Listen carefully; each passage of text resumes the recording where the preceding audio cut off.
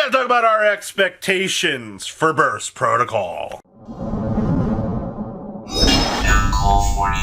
Now make sure you guys smash the little crap out of that subscribe button so you guys don't miss out on more content. So let's talk about Fallen of Albaz and the potential for this card. So the good news, we're getting a new Fallen of Albaz. Alright, card's incredibly powerful. It does replace two of the older Fallen of Albaz. So if you are playing something like Branded, well, congratulations. You get to cut off some of the fat and you get to, you know, play some extra consistency pieces. This also now gives Branded the ability to go, hey, we can casually toggle out. We don't have to rely on Branded Fusion anymore. And our deck actually feels much more consistent. I think that was what everybody wanted, right? Now you got to be very, very, very, very scared of things like Fusion deployment locking you. Things like, you know, there's so many fusion locks that you have to be afraid of that, you know, having something like this existing in the deck could potentially hurt you. Now, for every other combination deck, and even something like Sword Soul, you know, getting this Albaz on the field, beaming out an Ecclesia, and getting the ability to kind of toggle down other lines, that's not a problem. I mean, the Fallen of White, its job was to make decks more consistent that relied on things like Albaz for the other, you know, archetypes. And I think, truthfully, they did a good job at trying to make this little package a little bit more accessible. Now, we don't know what rarity this is going to be, but I can't imagine that this card isn't going to be one of the more expensive ones, because every Branded player underneath the sun is going to need 2 copies of this to be able to play. And you know, don't even get me started once again on the sub little lines that you can get with this. Let's talk about the twins, the Sheena, the twin deities. So this card is starting to see some crazy interesting applications outside of the deck it was designed for. Now, it was definitely designed to be a Radiant Typhoon card. If you've kept up with Radiant Typhoon as a whole, then the big thing that you are going to know about that deck is, you know, everything's wind, basically. I mean, there's some water, but I mean, like, the functionality of the deck is supposed to be wind, you know, and the twins goes, oh, hey, you're responding, or you're doing something while I have a wind monster on the field. I can either bounce back all spell and traps on the field, or I can bounce back all of the monsters on the field. Being able to do a board wipe and force things back to the hand is not something that I considered that we would have a lot of application for. And truthfully, I kind of like that.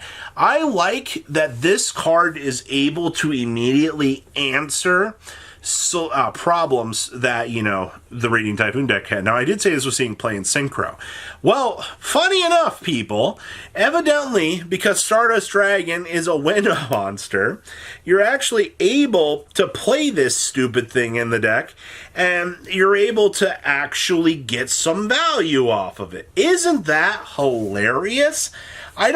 We don't get enough times to talk about, you know, wind getting shafted throughout the years. I mean, Flu was probably the last big crazy interaction I remember. Yes, I know Speedroids exist. I'm sorry. But the last wind deck I remember being insanely crazy was actually going to be, you know, was Flu. So to see Synchro and Radiant Typhoon are getting some love out of this, it's good. Elven Note Hand Rip. We did talk a little recently about the meta developments for Burst Protocol that we're seeing right now. That Yummy and Elven Notes are basically able to rip through 2 to 3 cards from the opponent's hand, and then you're able to use things like Dissipator and the Herald to basically just floodgate your opponent out of the game, you know, omni-negate them, on top of them just losing power cards from their hand. Now, typically hand rips like this it depends on how consistent that these pieces become. The reality of the matter is, doesn't matter how consistent they are if they actually exist. All right, you got to remember, when you plant the seeds of deception within a set like this, then you're going to have a lot of people kind of turning their heads and going, oh. We do get an opportunity to actually see things like this actually showing up. So for the time being, Elven Notes is going to be something that is going to look very, very scary. And obviously, I think Elven Notes was the craziest of the 3 decks. Like, yeah, Medius and friends, Art Mage, they do have a couple regional tops right now, and Doom Z feels like the worst of the 3. But the reality here is, when you have an archetype that can generically, and I mean truly generically, take advantage of different piles of synchro activity here, then you can bet that we're going to be seeing all sorts of craziness with this. It's just the reality of synchro good stuffs. And I mean, Majestic Star Dragon is also popping up within this now. So, yeah, you got a lot to think about there, man. You really, truly do. And it is something else, to say the least. Forbidden Crown equals the set.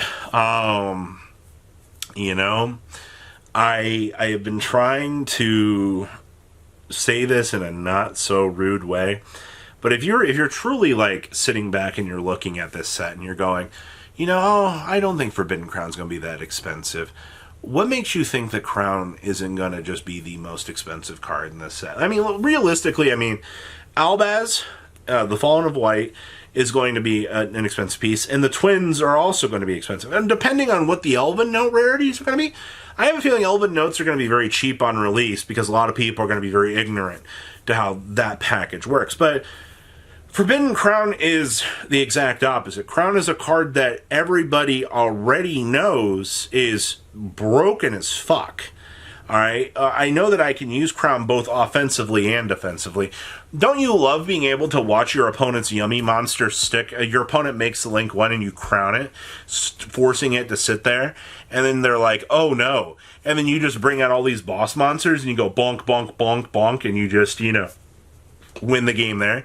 Watching Lunalights actually clear the game through a Yummy Monster being locked on the field is some of the funniest garbage that I have actually seen. So, Crown is going to be a very, very dumb card, and I do think application-wise that you can definitely expect it to be up there. Honestly, even if every deck isn't considering Crown, I've seen some lists that just play 1 Crown, and it actually kind of hilariously works out, honestly. I hadn't seen that one coming, but, it's one of those things you're just like, oh, hey, we can actually have some fun with this. And that's A-okay. And then Exo Sister just is going to be okay. This one is kind of a sad reality, actually. As much as, we were hyped about Exo Sister in the very beginning, Exo Sister just very much fell off in Japan. And it became a very sad realization that, there's just not a lot of stuff interacting with the graveyard. So, they gave Exo Sister the tools to force the opponent to banish cards out of their graveyard, which would then give you the ability to actually start, using your tools to be able to do Exceed Summons during the opponent's turn. That was cool. I liked that. It was exciting. But the problem was, it just wasn't enough. You did try to patch up the holes for the deck, and that was fine. But unfortunately, Exo Sister is just going to be okay here. I do think in Genesis format, on the other hand, that, this deck is going to be an absolute monster, but you're going to have to see some Genesis point adjustments to the stage that's actually going to matter, because if not, you're going to be left in one of those situations you're going to be like, oh, well, this is just garbage. And Genesis format's already in a hot dumpster fire right now, so until we actually see, something coming from that, well, we will have to wait and see. But our expectations are this set's got a lot more gas in it than I think people have actually seen. So, what do you guys think? Leave a comment down below. Tell me what you guys think. And I will see your beautiful faces back at later day, guys. Patrons, thank you.